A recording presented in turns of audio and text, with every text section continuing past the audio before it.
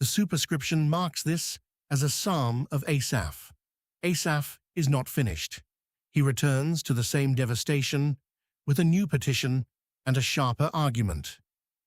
Give ear, O shepherd of Israel, thou that leadest Joseph like a flock, thou that dwellest between the cherubims, shine forth. Psalm 80, verse 1. Asaph opens with a command directed at God. Give ear. This is not polite religious language. It is the language of a man who has run out of softer options and presses into God's attention. The verb carries urgency, the same word used when a man leans in to hear something critical. Asaph demands that God lean in and listen. The address is deliberate. Asaph does not call God the God of armies or the King of nations here. He calls him the Shepherd of Israel. This title carries weight from Israel's entire history. David declared the Lord his shepherd in Psalm 23. The shepherd image is not sentimental. It describes active, daily personal care for creatures who cannot survive without their shepherd's intervention. Asaph extends the image. God leads Joseph like a flock. Joseph here represents the northern tribes, Ephraim and Manasseh, the sons of Joseph who received the largest territorial inheritance in Canaan. Asaph is writing from the perspective of a nation scattered and broken, and he reminds God that he led these people through the wilderness, across the Jordan, and into the promised land. The flock did not find its own way. The shepherd led them. Asaph uses this history as the ground for his petition.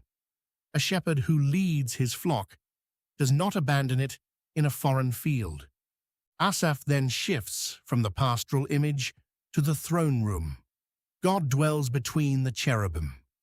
This is the Ark of the Covenant, where God's presence rested in the Holy of Holies, between two golden cherubim with outstretched wings. This location was the most sacred point in all Israel, the place where God met his people and where the high priest entered once a year. Asaph places both images before God in a single verse. Both belong to God.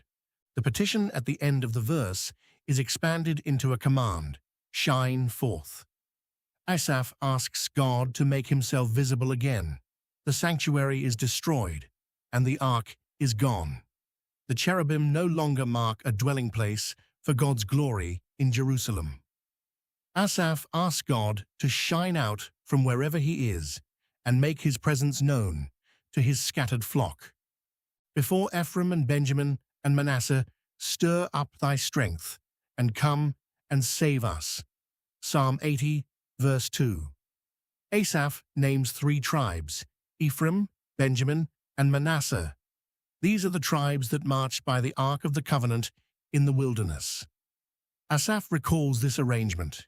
He is asking God to reassemble what once existed, to take his place at the front, and let these tribes follow as they once did. The petition builds on the image, stir up thy strength. God's strength is not absent, it rests like a sleeping warrior. Asaph asks God to rouse that strength and direct it toward Israel's rescue. Come and save us. 4 words with no ornamentation and no extended argument. The petition strips down to its bare frame. Come and save us.